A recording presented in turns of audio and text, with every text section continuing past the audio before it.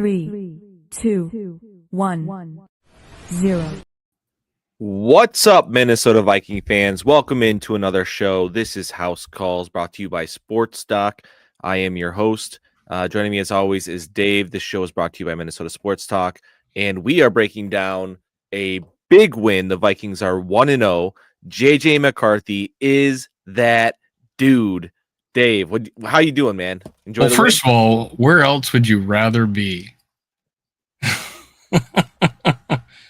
Then 21 points later with the W.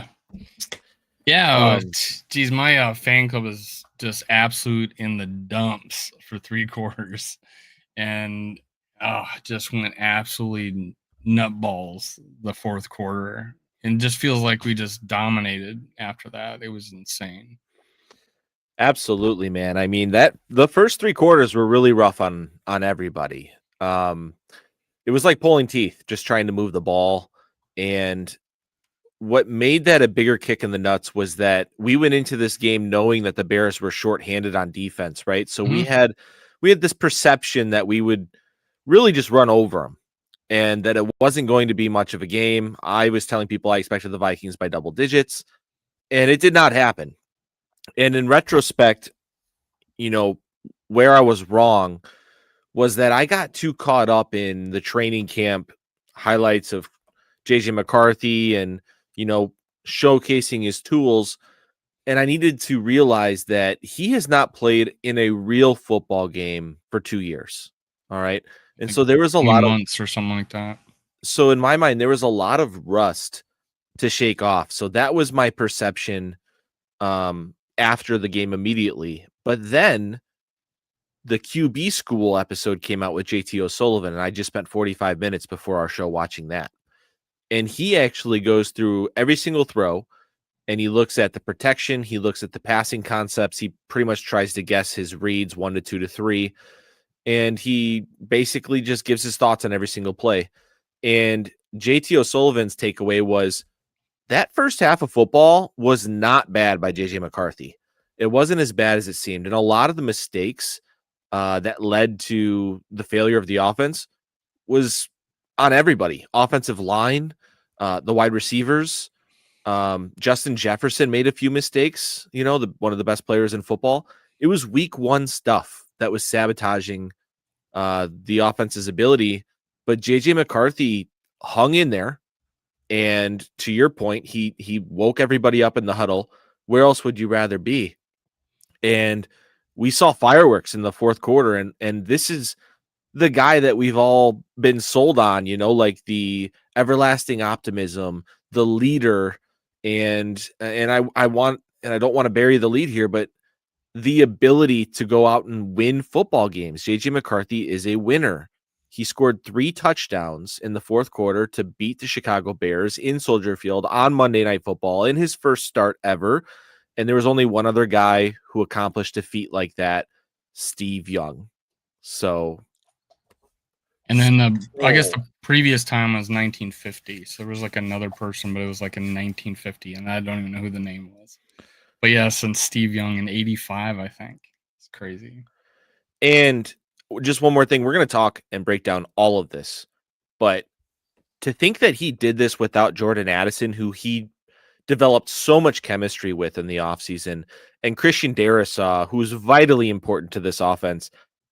Dave, did you see the pressures like on the offensive line and where they came from?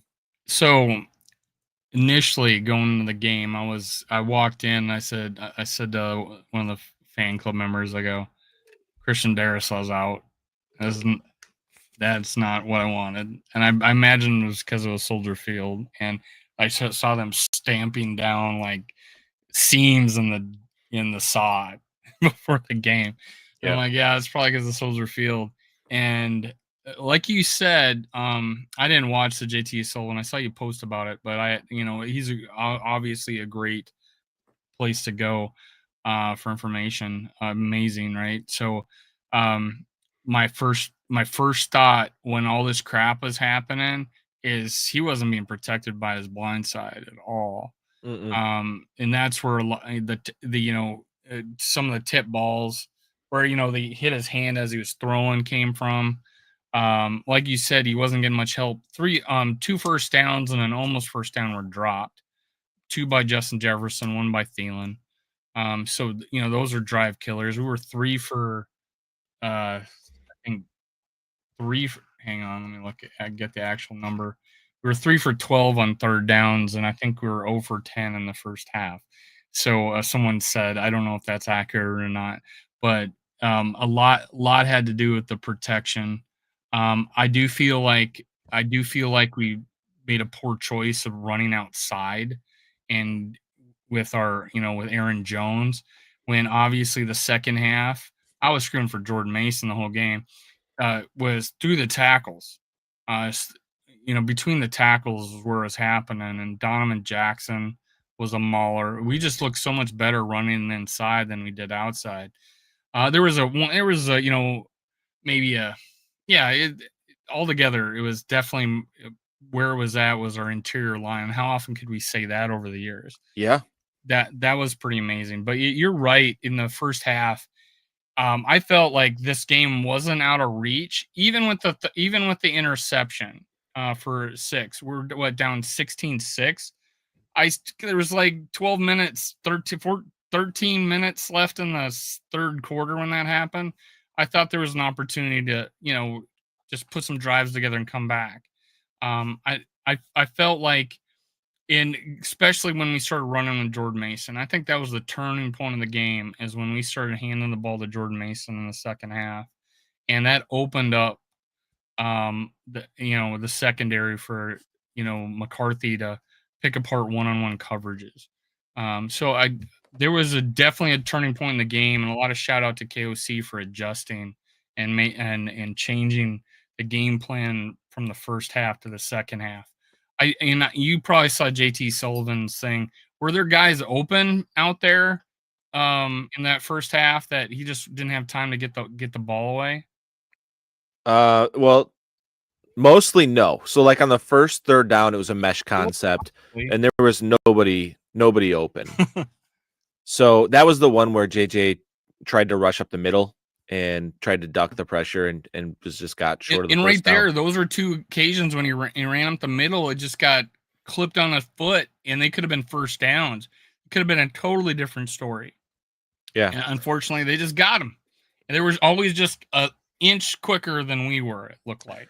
It's just interesting, though, like how your perception as a football fan and what we see on the TV, right? We don't see the wide receivers running the routes. We're just staring at the quarterback and the pass rush and the protection. And our perception is like, oh, JJ's having a really rough game. He's bad this first half because he had like 50 yards passing or whatever, and only 5 completions. But it was just, if you haven't watched it, please spend a little bit of time. You don't have to watch the full 40 minutes, but go watch JT Sullivan's quarterback school episode on JJ McCarthy, because there's some really good stuff in there. And like I said, it was a lot of week 1 mistakes that they're going to fix for week 2. And so I want to take this back to my original question to you, which was, where did the pressure come from during this game? Our rookie left guard, Donovan Jackson, did not give up a single pressure. He had an 88 pass blocking grade. There was 1 pressure from Will Fries, and no pressures from Ryan Kelly. So the interior offensive line gave up 1 pressure all game. Donovan Jackson, again, gave up 0 pressure. In Ed Ingram's 3 seasons starting for the Vikings, he had 2 games out of all those games where he gave up no pressures, and Donovan Jackson just logged his first one in his first start. So, and that was against Grady Jarrett, by the way, who Bears fans were very excited to go out and get. And they were telling us that, Jonathan Allen and Javon Hargrave are over the hill, but Grady Jarrett's going to be this great player. And Donovan Jackson, a rookie from Ohio State, stonewalled his ass for 3 hours. So great job by the rookie. Brian O'Neill pitched a shutout in terms of pressures. 4 pressures came from our left tackle, and he did give up a sack as well. So Justin Skule is a problem at backup tackle. I would personally like to see Rouse as the backup left tackle if Darrisaw's not going to play. Yeah. And that was another thing. It's like, remember the Dallas game from a few years ago, and they were just eating our shit up, and we got drilled, and we were playing our backups the whole second half. I think we started even playing them in the second quarter. And we ended up having, because Brandel was playing left tackle because Darisaw was out, and we had to just start. And then the next game we decided to chip block with our tight ends, and it was more successful, and we were able to, I think, win the next game. I think it was probably against the Patriots, if I'm not mistaken. But yeah, it just, you kind of have to switch to that when you got a left tackle that can't hold his own.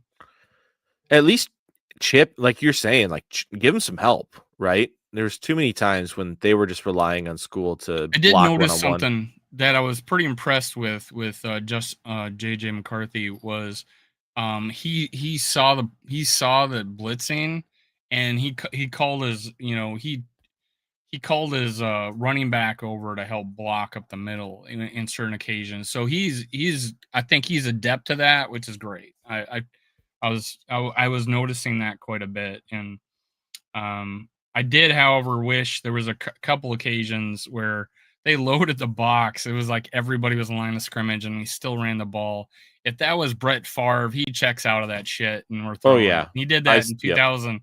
Yeah, 2009 all the time, and that's why Peterson only had like 1,400 yards that year, because he was you come up with a running play, checked out of it. And that's like week 1 type thing, right? Where he's just not there yet to check out of it. They will get there. Year 3. No, I think it'll come this season. It's just not there yet. But I think we should stay on JJ McCarthy and just his poise in the pocket, his ability to navigate the pocket. And this is another thing I want to bring up. I saw a video from Orlovsky. Okay. And he was talking about what he saw from the 2 quarterbacks last night. And he said with McCarthy, his feet lead him to where he wants to go. His footwork looked very good. He was always going from read to read, fixing his footwork. Versus Caleb Williams, his eyes take him where he wants to go. His feet are never in the right spot. And that's why he's sailing balls, because he's trying to rely on just pure God-given talent. And sometimes he's going to hit the throw. And a lot of times he didn't. He was erratic. He was really good in the beginning of the game for scripted plays. And then after that, I think the footwork went to hell. So let me expound on that, because that's something I noticed with McCarthy is he didn't fade.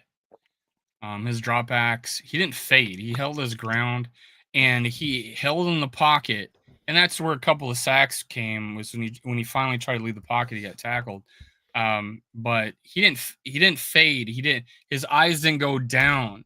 But when you saw, and one of the reasons why, they could, beginning of the game, they couldn't block Grenard to save their lives, and he was getting to the quarterback and missing them. And every time I saw it, Caleb brought his eyes down to see him, and then just focused on getting away from him instead of staying in the pocket, because he had time to still throw, because he's still coming. And Kirk Cousins was famous that all the hits he would take, he would just stay in the pocket and get drilled and try to deliver the ball, and oftentimes sack too.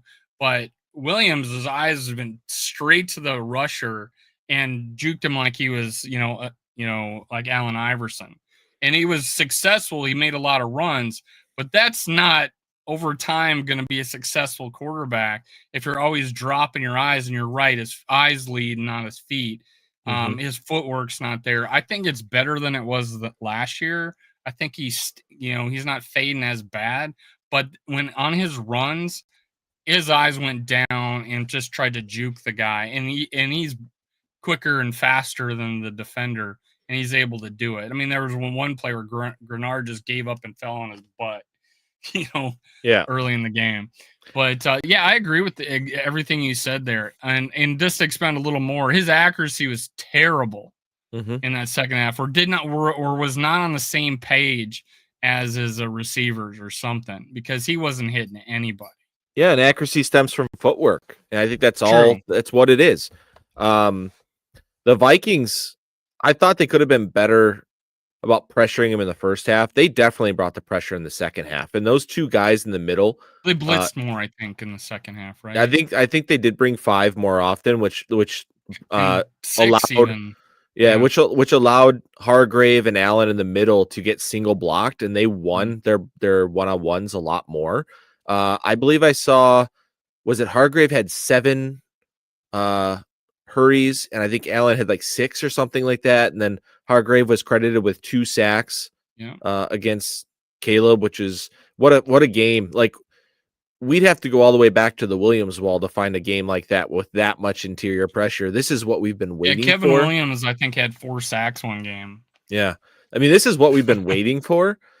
I would just, like, if I'm being nitpicky, I would like better contain on a quarterback like Caleb Williams. We did let him break the pocket and run around a lot. He's going to drop his eyes if you pressure him, but keep him in the pocket. You know, we do play Jalen Hurts later this year. We do play Lamar Jackson later this year. We're going to be playing some of these mobile quarterbacks, and that's a point of emphasis against this defense where we love to get upfield, and we are built to pass rush, this team is, but we have to be careful in our lanes when we pass rush. And Dallas Turner on at least 3 occasions just rushed to the outside and was 5 yards behind up the field from Caleb Williams. I don't think that he got rushes off of that, though. But that's the one thing is Dallas. If that was previous DNs from our past, we had guys with spin moves that would go upfield and spin in, or Daniil Hunter would do that. Mm-hmm. Dallas Turner didn't do that at all. He just kept going.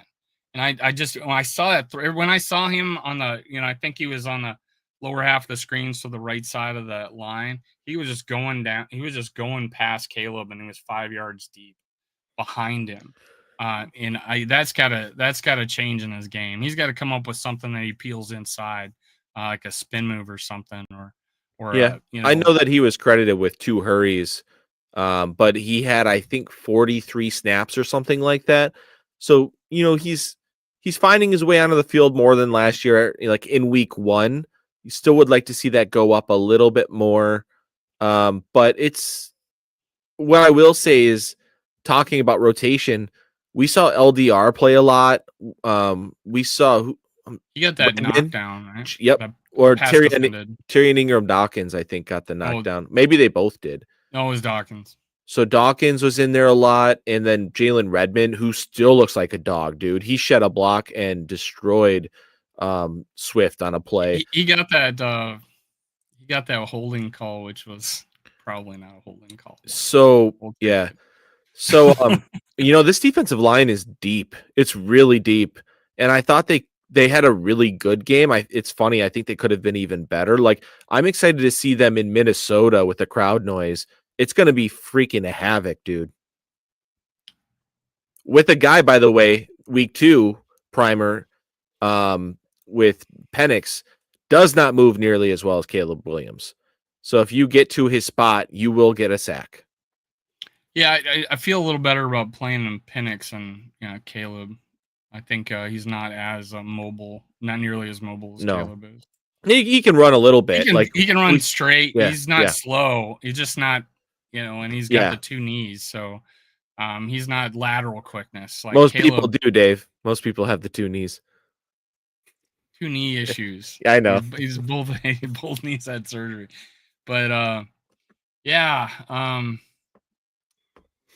I think, a couple of the, big offensive plays, and I think this brought up that throw to Jones. That was just a well-designed play because there was a mismatch because a player went out, and they had another player that they took advantage of and sent Aaron Jones on that fly. Yeah. Or a fade, I guess maybe it might have been. Yeah. But, he turned around, caught the ball wide open. The safety, they took the safety away from the play, and he had to come back, but it was too late. That was just a well-designed play. Yeah. So they had Noah Sewell out there playing linebacker, who's a backup, and he's got a neck roll. JT O'Sullivan goes through all this. He's like, anytime you can get a guy with a neck roll covering 40 yards downfield, that's a win for offense, right? Yeah. So to your point, they had, I think it was Naylor on the outside run a post, which dragged the safety, Brisker, across the field to the middle of the field. And then they had Aaron Jones coming out of the backfield on a choice route. He can break in, he can break out, or he can carry it straight up the field. and he beat Noah because man coverage. He went straight up the field, and just a great throw by JJ McCarthy for a 40-yard dime touchdown. Great concept. Like JT O'Sullivan said, it might have been one of the best concepts he's seen all weekend in terms of offense. So great play. Probably one of the better throws of the game was the Justin Jefferson touchdown, because honestly, those two receivers were too close together, and he had to rifle that in there because the other corner, shed I think it was a Naylor, shed Naylor and to come back to the play, and he threw that, so he threw a fastball in there, and the whole line he was clear, wide open, nobody in front of him. He could have ran that. Yeah. But he trusted his arm and just threw a fastball in there, strike to Justin Jefferson.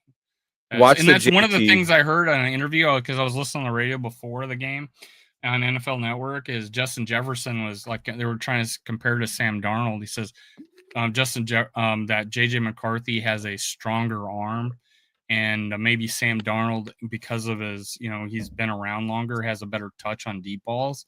And I think most people would agree that JJ McCarthy doesn't have that quite yet. At least you go look at his college tape, because he throws a lot of fastballs. But that is exactly what Justin Jefferson prognosticated before the game, is that they had an interview that they had probably taped, and they played it before the game. And yeah, he just has a strong arm, and they showed it there. George is right that on that touchdown to Jefferson, a lineman steps on his left foot as he's trying to throw that ball.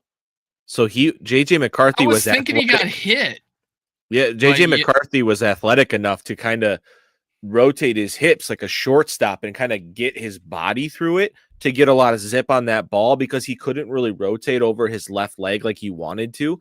And JT breaks that down in his quarterback school video, and he's like, the amount of athleticism that takes, which is completely innate, by the way, because you can't really think about doing it. You just know that, hey, there's somebody on my left foot. I have to, change my mechanics to get this ball from A to B in this manner. And he completely does it, and it's a dime.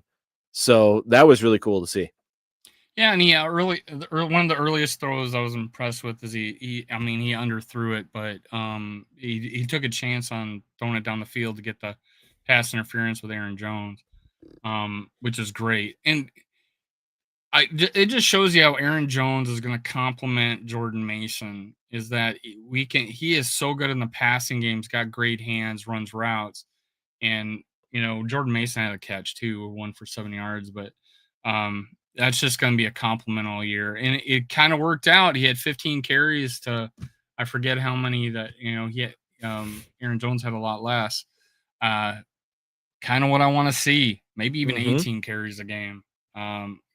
Early and late. But there was one play that there was two plays, and I'll say the first one.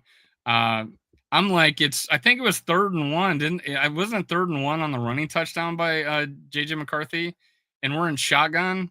And I'm like, fucking shotgun on 3rd and 1, and we got Jordan Mason. And then it was a read option. I'm like, fucking great play, great call. And I called it a play call of the game. And then there was there was another play, and it was 3rd and 1, and we had Mason earlier in the drive, and then all of a sudden Aaron Jones is there on 3rd and 1. He picked it up. He got it, and I was like, okay, good job, Aaron. Yeah, he barely got it, but he got the yard. I was like, come on, what we got the Jordan Mason back here. Yeah, no, it's funny you say that, because Matthew Collar, I don't remember, it might have been his post-game episode with that he does after the game, where he said, Kevin, you spent all this money on Mason and you're into your offensive line, use it, run up the middle, right?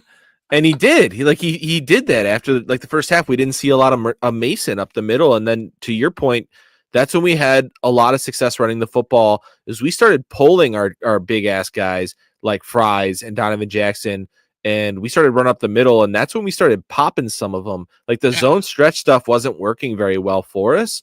And then I also think that we started running to the right side behind O'Neal, behind Fries and Kelly a little bit more, rather than the left tackle Skull. Like he just wasn't getting much push. right up Donovan's ass were successful, or like you said, when he went off the five, or should be the 5 hole, or to the right it's even. Okay, the 6 hole. Yeah, right between the guard and the tackle. It worked great. Now just to give KOC some credit, I did notice that if Jordan Mason was in the game, they were going to stack the line a little bit more than Aaron Jones. So when it was 3rd and 1, they handed Aaron Jones. There might have been some gamesmanship there, like, hey, I want a better front if Aaron Jones is going to be in there. Yeah. I think that might have been the case. So I might give KOC that much credit, because That's it a wasn't. They good didn't point. stack the line nearly as much as I saw a couple other plays. So one nitpicky thing for me, I would have liked to see TJ Hawkinson much more involved. yeah, I just think that, looking at JT O'Sullivan's quarterback school breakdown and looking at some of the routes that TJ was utilized on, it was a lot of bunch concepts where he's out wide and he was kind of used as the pick man, like rubbing off players to get Justin Jefferson open, to get Naylor open, and carrying him more upfield rather than like the choice route that he's so good at, like the 5 yards, either sit it down or bust out type of thing. no, So we only had 20 pass plays too. So yeah, but yeah, I I agree with you. There should have been plays for him, like seam routes or something like that, or 10-yard ends, or 10-yard hooks, or even a 5-yard hook, for heaven's sake. Because there was a lot of times where he didn't have time to throw and needed a short route. and we really didn't see any like dagger concepts, which is Yeah, interesting. That was a huge staple with Sam Darnold, and we didn't see any of that. And I wonder maybe if the left tackle situation scared him off of like a longer developing play like that, and they just wanted to keep everything a little could bit have been. Yeah. closer to the line of scrimmage. It's not like everything was close to the line of scrimmage, though. They were running deep crossers a lot that game. Well, we ended up with 5.8 yards per pass, and they were 5.4, so that was better. But didn't throw the ball down the field as much. Yeah, no, I agree. Yeah, I think Aaron Jones's pass is probably the longest one, right? Yeah, Touchdown. 2 passes. And He then threw a go ball to him the too. 28-yarder to Naylor. There And was a play where JJ McCarthy took a sack. It was given up by Naylor was yes. had 2 steps Naylor, on that dude. Yep, Naylor had the guy over the top on the left side of the field with no safety help, and that was probably a touchdown. Yeah, If the your guy left was at his tackle, feet and dragged McCarthy down over the top of him, and he just yep. he couldn't. There's no way he could step in to throw it. So all of that to say, we miss Christian Darrisaw. He's a big deal to this offense. Not having a Christian Darrisaw. And the Bears are, I mean, the Bears pass rush doesn't scare you, and our backup left tackle still gave up a sack and 4 pressures. That's a problem. Like whenever you start playing someone with an actual pass rush, that is a big, big problem. So not only with pass protection, though, the run game, Donovan Jackson had such a good game as a rookie in week 1. I think that having Christian Darrisaw next to Donovan Jackson is going to really help Jackson in the run game. Those guys are going to get massive push. Yeah. God help them. Running just Jordan Madison behind those 2 hogs. Jesus. I was really worried when Kelly went into the tent. Yeah, me too. Oh, that really scared this me. Game's going south. Yeah, dude, I do not like our backup center, Michael Juergens, so that had me really nervous. And then while we're speaking about that, unfortunately, Blake Cashman did pull his hammy. You could see it on the broadcast. Yeah. That sort of injury typically makes you miss 3 to 4 weeks. Given where the Vikings bye week is, it makes sense that he's going to miss games against the Falcons this week, against Cincinnati at home the following week, and then the 2 London games. I would be surprised if he made it back for those 2 games. So I think he misses the next 4 weeks, rest over the bye, and then comes back after the bye week. Yeah, he's not going to Europe. Eric Wilson, shout out to that son of a bitch. Yes, sir. Good game, Eric Wilson. Blocked the punt. What a smart move in the offseason. Yes. Very smart move. Oh, and another smart move would be Dylan Price. Miles Price, bro. Miles Price. Why did I say Dylan? Miles Price. Miles Price shocked the hell out of me. He was my biggest concern going into the game. I'm like, that guy's going to muff one in the Soldier Field lights, and we're going to lose this game because of special teams. No, my friend. He's the best punt returner that we have since Marcus Sherrills. That guy was great. He was great. 17 yards return. Wow. Marcus Sherrills had I think he had 60 yards return, and Marcus Sherrills had 8 times, and he did it in his first game. Yeah. And I think he had 100 total with kick returns, and he was a little better than I don't think our running back had too bad of a game returning, but yeah, Price definitely the better of the two. But I don't know if you saw this interview, and he said he goes to Price, KOC goes to Price, and he says it's good to get that out of there, and yeah, just to get the so you lose that fear, and he says I'm not afraid of nothing. He says back to KOC.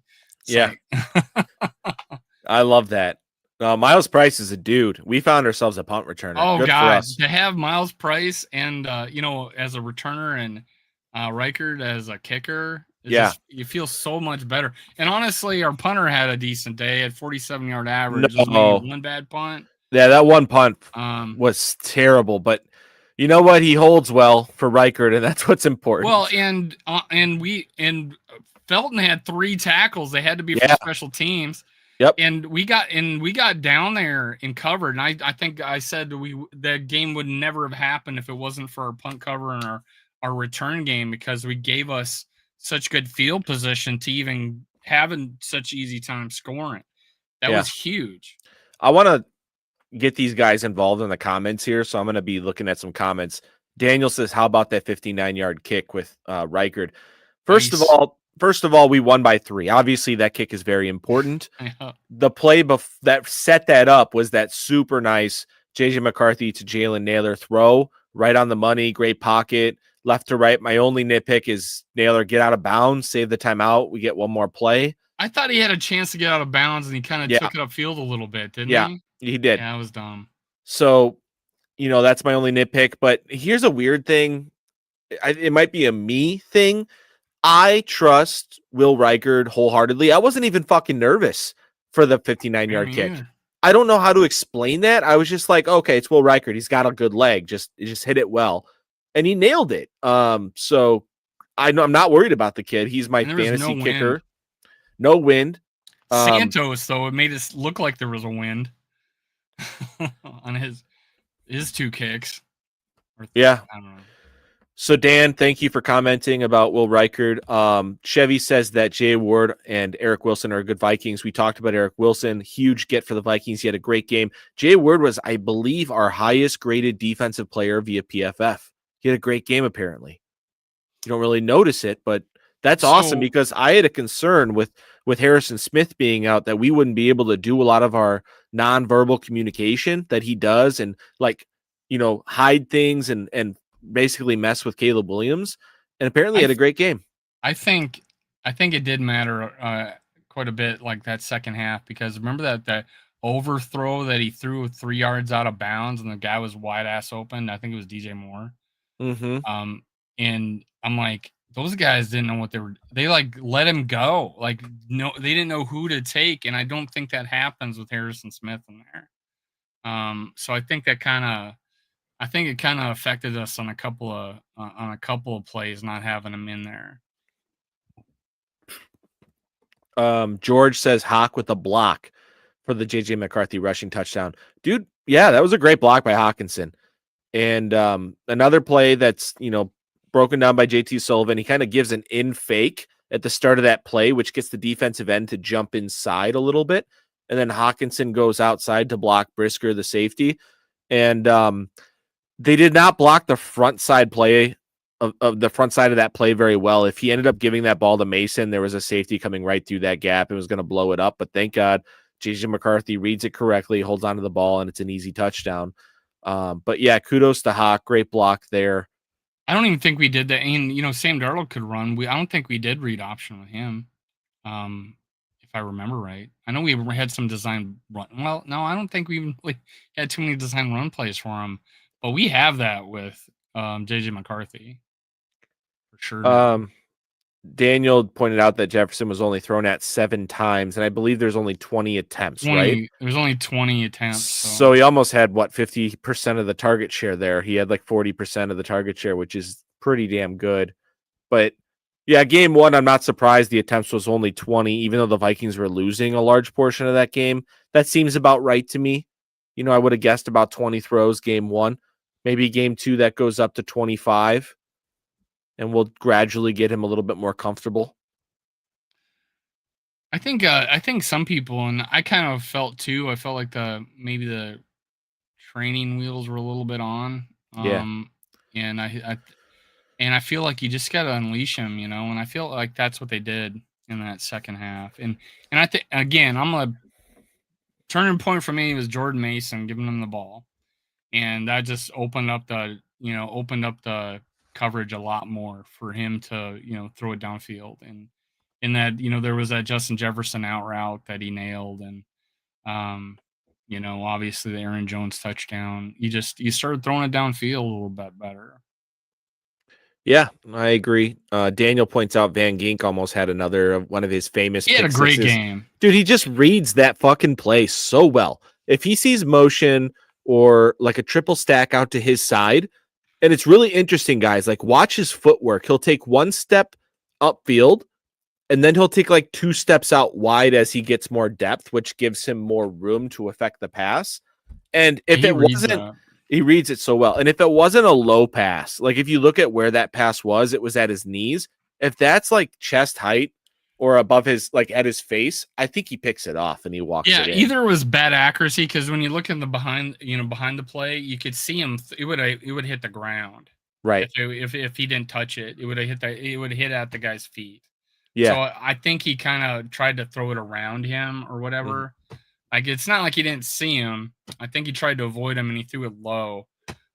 Probably saved him from a pick 6 though. That's for sure. Caleb, having bad accuracy probably saved him. Chevy says that Dallas Turner played 29 plays. I thought I saw he played more than that, but I could be wrong. I do remember seeing that he had a couple pressures, but yeah, man, we are searching for the splash play for Dallas Turner. We need some more splash out of him.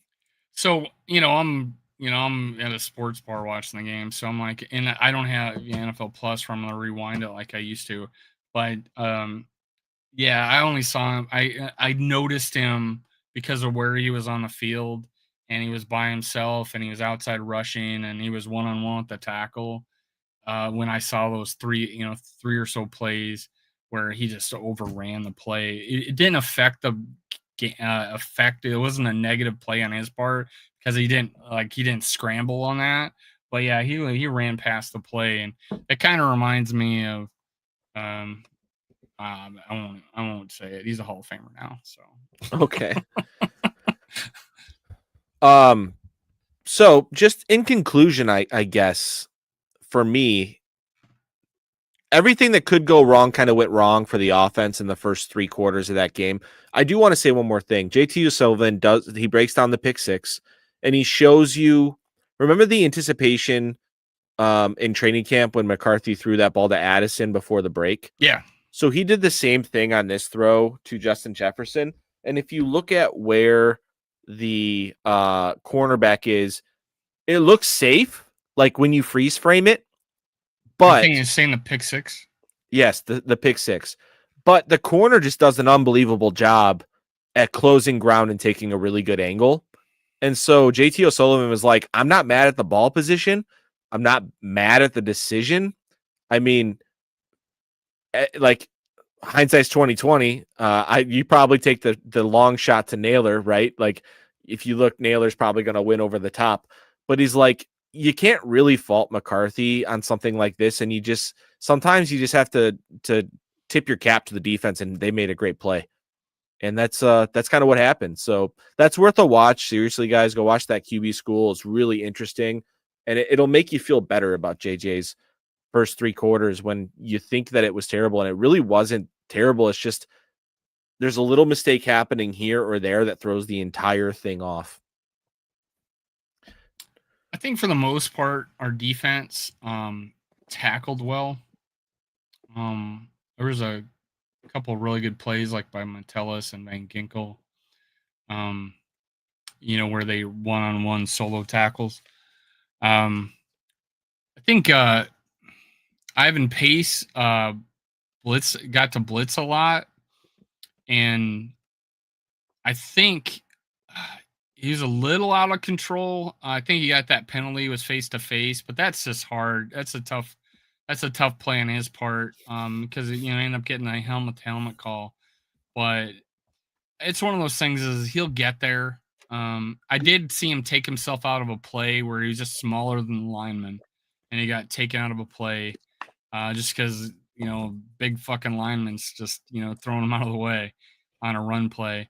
But overall, I think our run defense was good, except for containing Caleb Williams. Other than that, Swift probably had one, maybe two runs over like 3 yards. Other than that, he wasn't getting anywhere. So it was really good to see our run defense play so well. I felt, again, outside of Caleb Williams, they didn't have much of a running game. I agree. There was one cutback that Swift had that I thought was a nice run.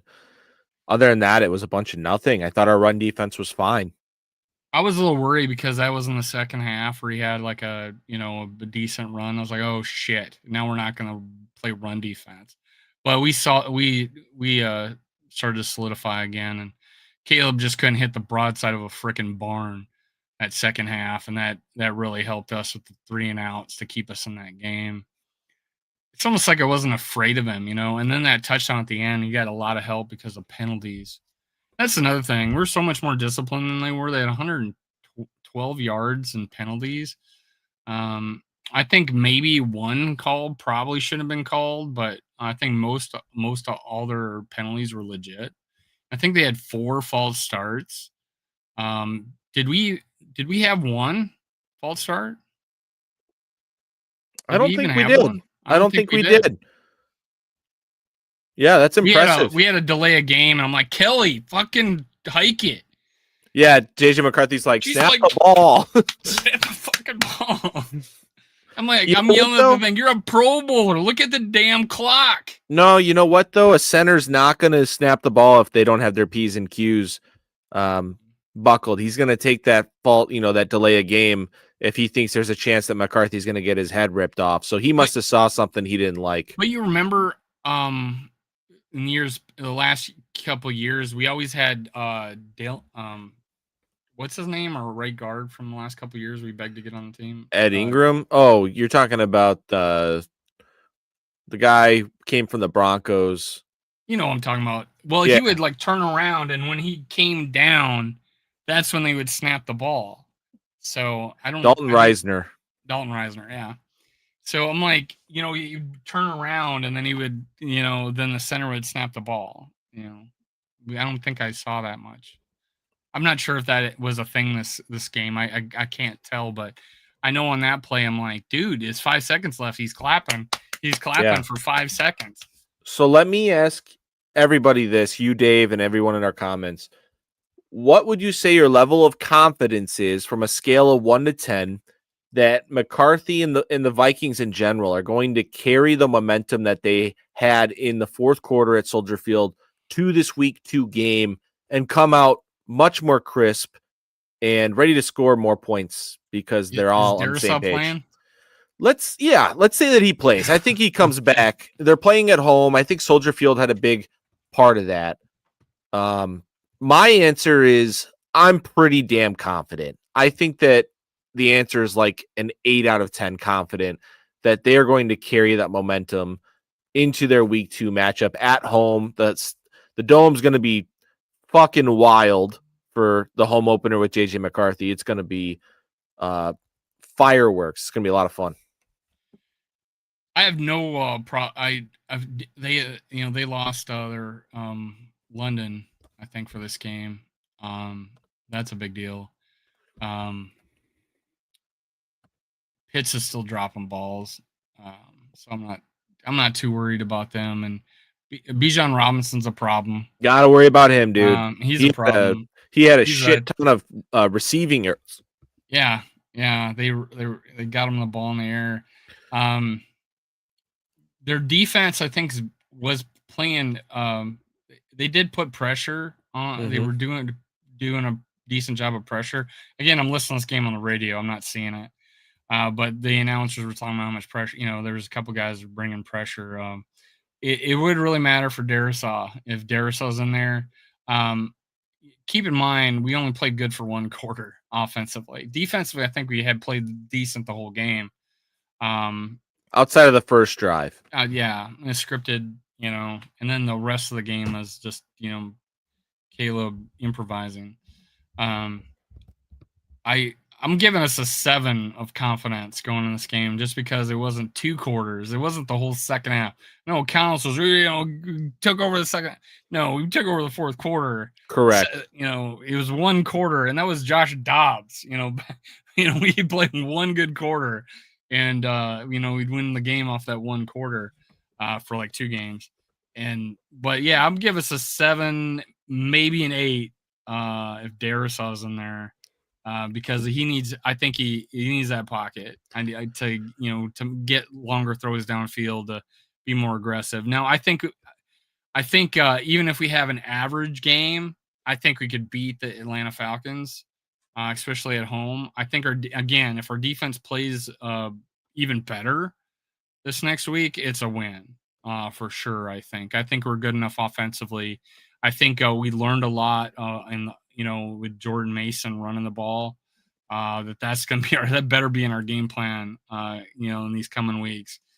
So I think we learned a lot. In this game, so it could be an 8. Defensively at home against Michael Penix and the Falcons, potentially without Drake London, it's all going to be about you got to limit Bijan Robinson as much as possible. If you can do that, get them behind the sticks, it's game over, man. Like, you're just going to tee off on Michael Penix, probably force a couple interceptions. And their receivers aren't reliable. I watched them drop so many passes last year when I would have screens, I would have Atlanta up, and I don't know how many balls they would drop a week. It was just ridiculous. But I think if they I think they involved Bijan Robinson a lot more in the offense, and that's smart. He could be a problem. Especially with Cashman out, but if Wilson plays like he did, I think we'll be okay. We didn't have him last year when Cashman was out, we lost. Yep. But and I was like, oh shit, Cashman's out. This game might be over. No, Wilson came in, man. Played well. He looked good. Let's look around the NFC North. So we have the Bears going to the Lions, and that's going to be a really important game because the loser goes to 0-2 in this division. 0-2 in the division is going to be pretty much a death sentence, in my opinion. Bears might beat the Lions. You think so? So right now, the Bears, I think, are 4.5-point dogs in Detroit. The Lions' by weakness, reputation only, I think. The Lions' weakness week 1 was clearly the interior offensive line. In my opinion, and I put this out on Twitter, I think they went from number 1 in the NFL interior offensive line to probably 32. They might be the worst now. And that completely transformed their offense because if you can pressure Jared Goff up the middle, he's a different guy, completely different guy. Not only that, but their fancy weapons like Gibbs, St. Brown, Isaac Tesla, you can't use those guys if your quarterback's getting hit right away. If your running back's not able to get to the second level. So that has me concerned year long for the Lions. With that said, this game is at Ford Field. I'm going to take the Lions to win. How accurate do you think our 7 wins for the Lions is going to be? Is that what we said? 7 for them? When we did the whole North schedule. Yeah, dude. We picked the Lions going 7. And remember we got hate from the Lions fan? Yeah. No, I think that's pretty accurate because they have a really hard away schedule. Really, really tough. And, that week 1 win in Lambeau would have done wonders for them, but now they're behind the 8 ball. Oh, yeah. I picked the Packers to finish 2nd, and then Vikings won. Mm-hmm. But it might be different now a little bit with Parsons. let's take. I know. So we didn't pick it after Parsons. You're right. I'm gonna pull up the over under and the spread here for the Packers Thursday night game against the Commanders.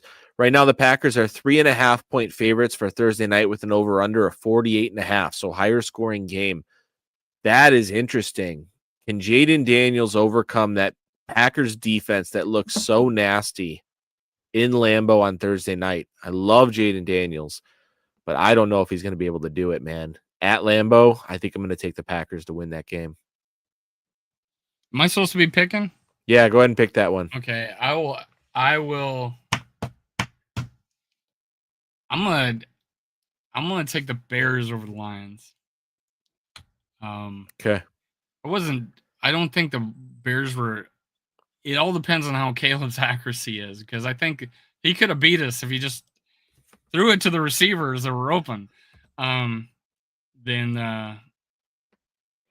Packers at home. Was that at home? Is that Lambeau? Packers at Lambeau Thursday night against Commanders.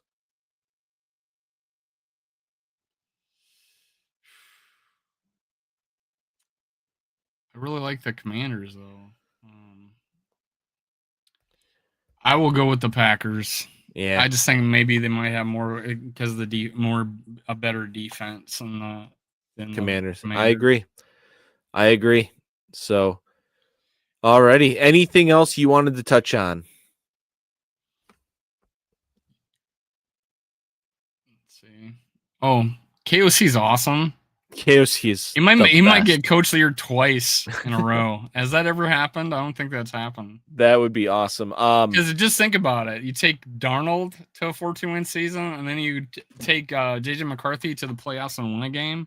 Yeah. You know, it's like, all right. I was watching Pat McAfee today on his show. He had Bruce Arians on the show, and they said, Bruce, who are your top 3 coaches right now in the NFL? Number one name out of his mouth was Kevin O'Connell. Number one name. The only one I've heard that. I was NFL Network. They were talking about him being the best coach in the league. If you were to start a team, what coach would you take?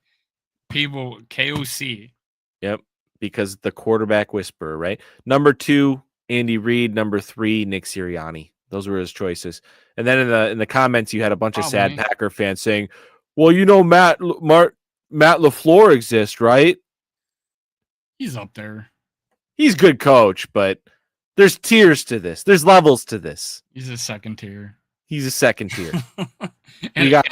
Lions head coach is not in that first or second tier to me. I don't think so. I love Dan Campbell. I love him, but he's not. He is not the brains of the operation. Yes, I don't think he brings. Now, there's a lot of people who will tell you that this guy is smarter than you think, right? Oh, he's not dumb. I don't think he's on Kevin O'Connell's tier. And to credit that, for the Week 18 matchup, Dan Campbell was talking about going up against O'Connell, and he said O'Connell is so good at looking at your weaknesses on tape and then putting those weaknesses in binds to make them make a decision to where they're always wrong. And it's like he's picking at a sore wound or a scab or something, and it's pretty annoying. And I thought that was like an ultimate compliment coming from a competitor that, you know, they really admire his ability to. For me, the difference, like with Kevin O'Connell from Zimmer, was I don't feel like we ever made good second half adjustments to, you know, take over games or be able to come back from games. And KOC just seems to be able to do that. Like, he changes when he needs to change. And, you know, with you know, Kirk and Dobbs or Mullins, whatever.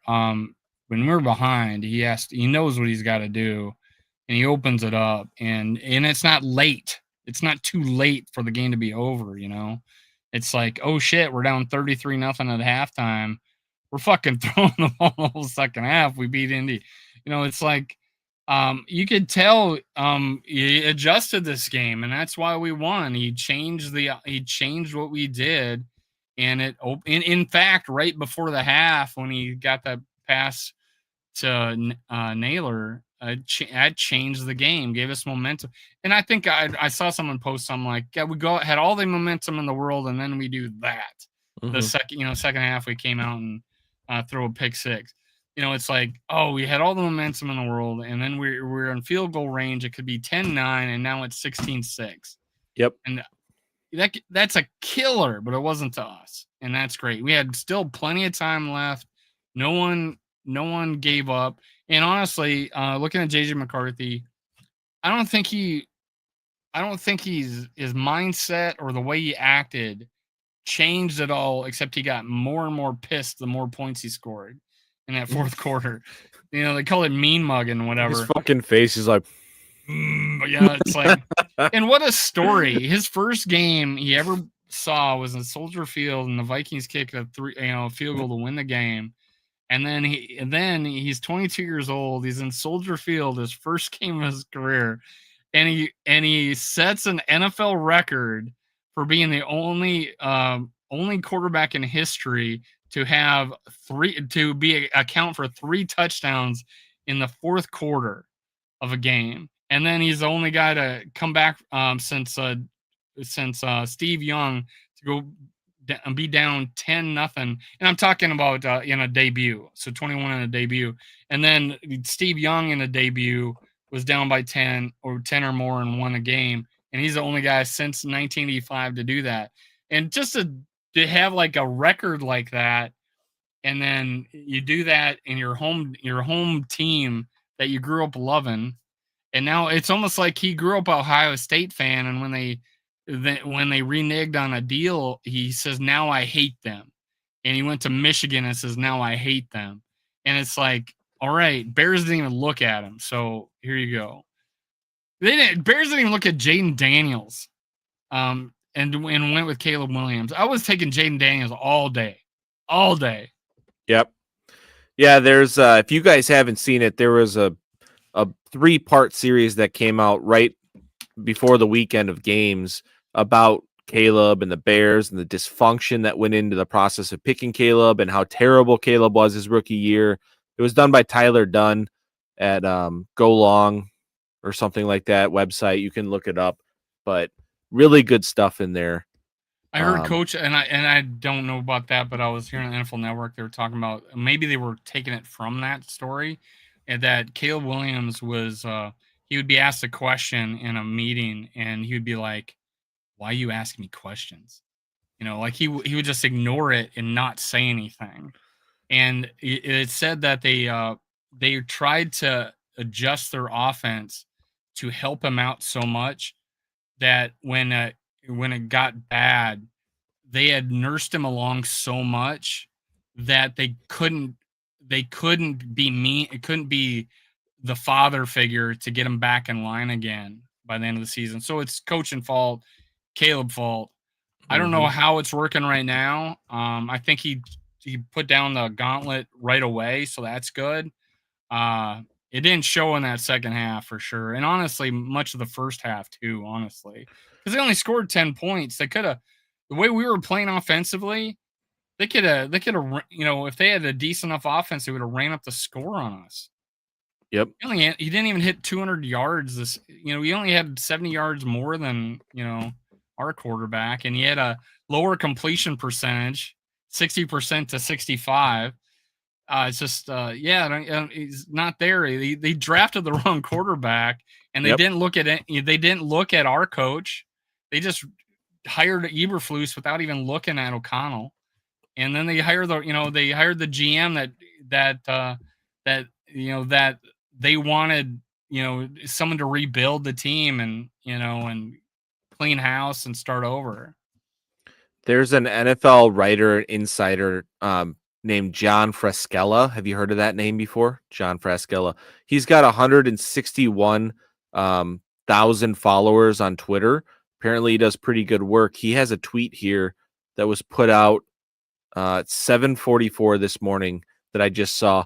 If the Bears start the season 0-3, my belief is that Tyson Bagent will take over for Caleb Williams as Ben Johnson's starting quarterback by week 4. That would be wild. But I heard NFL fans today, unrealistic. Bears fans today say that on NFL Network. It's wild, but I don't think it's unrealistic because I tell you why.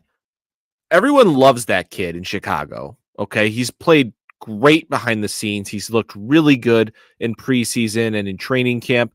And since Ben Johnson has gotten there, they extended him. Okay, so Ben Johnson likes this guy. So this is something to look out for. Now, I know that sounds crazy, like, oh my God, it's way too early to give up on Caleb Williams. But if you start 0-3, which is entirely possible, I believe they're going to Detroit, like we just said. I think they play the Cowboys after that, who did not look bad week 1 against the Eagles. They looked fine. Let's take a look here. Week 3, the Bears have Dallas Cowboys at home, currently 3-point favorites against Cowboys at home. So that would be interesting. Caleb gets traded to the Panthers. Make that happen, Chicago. It's not out of the realm of possibilities. Like I said, I was hearing Bears fans on the NFL Network call-in show that were like saying they need to move on. I don't think of, and honestly, I think they were booing Johnson as he was leaving the state, leaving the field and shit. So they're not happy. I think that a lot of people built it up so much that they thought it was inevitable to beat us. Like, JJ McCarthy's handoff merchant, whatever. We're gonna wipe the floor. Outdated's making all these excuses. Like, we were missing 3 cornerbacks. We were missing Darisaw, Addison, and Harrison Smith. Just let him be sad on his show, and he'll feel better by saying, "Oh, McCarthy just threw another pick 6." Oh, just let him do his shtick and stick to the Bears, and he's happy being 0-1, and they're going to take the North, and they're never going to give it back, right? They're 3-18. Yeah. Oh, but Caleb Williams in the last 10 games, Caleb Williams is 12 touchdowns and only 1 interception, but also only 1 win. So I'll take the win. 1-0. Skull Vikes, NFL outdated. Good luck with your Bears, sir. Good luck losing. I wanted to go to my tire guy much fun. Today. I wanted to go to my tire guy today and see what's up. He said he thought for sure they were going to beat us. Let's have one little fun exercise here before we end the show. Let's do a 2024 NFL redraft. Okay. So the Bears have the first overall pick. I think it's unanimous. They got to go Jaden Daniels, right? Jaden Daniels. 100%. So then Washington Commanders had the second overall pick, and they have their selection between Bo Nix, Michael Penix, JJ McCarthy, Drake May, or Caleb Williams. Are they going to stick? Or no, they can't stick with Jaden Daniels, but who are they going to take there? Are they going to take Drake May for the upside, you think? Is this like back then what they, or like, hey, how they've played so far? It's a redraft, so we can pick whoever we want for them. Yeah. So based on the knowledge that we have right now. So you're the Commanders, and you can pick between Bo Nix, Michael Penix, JJ McCarthy, Drake May, or Caleb Williams. Who are you taking? Daniel says he's taking Drake May. I'd probably trade Drake May based on last year. Mm-hmm. Now, the Patriots, number 3 overall. You can pick between Penix, McCarthy, Caleb Williams, or Bo Nix.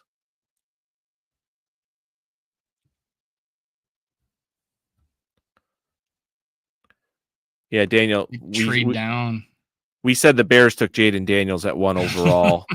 And then at 2, we had Drake May. And at 3, I'm going to say, I don't think it's homer to say JJ McCarthy goes 3 overall to the Patriots here. Unless you're going to take Bo Nix over him. I don't think the Patriots would be a fit. I'll show you what I have here. They ended up, if you guys can read that, Jaden Daniels, Bo Nix went 2nd, Penix went 3, JJ went 4, Drake May went after that, and then Caleb Williams was last. Point of the exercise. When was that done? When was that done? That was put out today. Okay, after watching the fourth quarter comeback. Yeah. So the point of the exercise is people are souring on Caleb Williams. He's not winning. I was red flagged. I didn't want him. I said I wouldn't cry if we drafted him. I'm like, okay, he's got talent.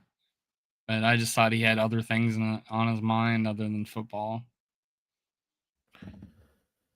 Yeah, man. Hey, Bo Nix threw 2 picks, but apparently he still played pretty decent outside of that. Go to my Twitter, by the way. I retweeted a video. I actually took a snippet of the Barstool guys watching the Bears-Vikings game, and I retweeted that section where Big Cat was talking. So basically what happened was it was really funny to watch. But Big Cat, when the Vikings scored, he said something like, "Oh, I called it. They're getting back in the game. I called it," right? And the Vikings score again and take the lead. And he said, "Oh my God, now we have to deal with JJ McCarthy. Now the NFC North has another damn guy we have to deal with." And then pretty good fucking quarterback group. And then we went up 27-17 when McCarthy ran it in. He goes, "I told y'all we're losing by 2 scores." Just watching them crash out was so funny to me. Like, and you feel bad a little bit, right? And I do. Like, I sympathize with them because it's the year of Ben Johnson. They came out hot. They got a 3-and-out. They went down, scored right away. They were like, okay, this game is ours. We're going to make this quarterback look like a rookie quarterback. We're going to get out here with a win week 1 against a divisional opponent who had 14 wins last year.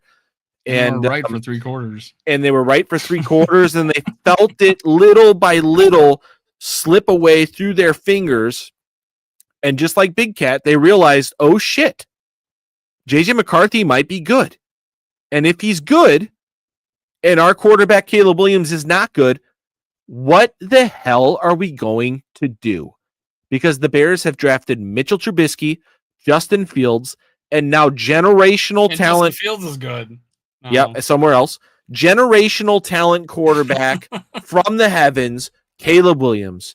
And if the golden god, Ben Johnson, can't fix him, what the hell are we going to do? And there's no answer to that. There's no answer to that. They just need to pray.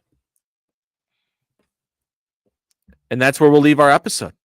They could trade us for Brosmer. Brosmer. They're going to play Tyson Bagent. I think we see Tyson Bagent by the end of the year. I don't know much about him like you do. I don't. He's a good kid. All right, guys. Great episode.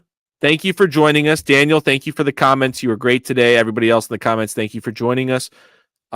We will see you guys. I don't know, Dave. Are we going to try to do like a little preview for the Falcons? Well, actually, no, I can't. I'm going to be in San Francisco for a conference, so I am out for the rest of the week. But I will catch you Tuesday for our recap. All right, man. All right, guys. Skol. Skol.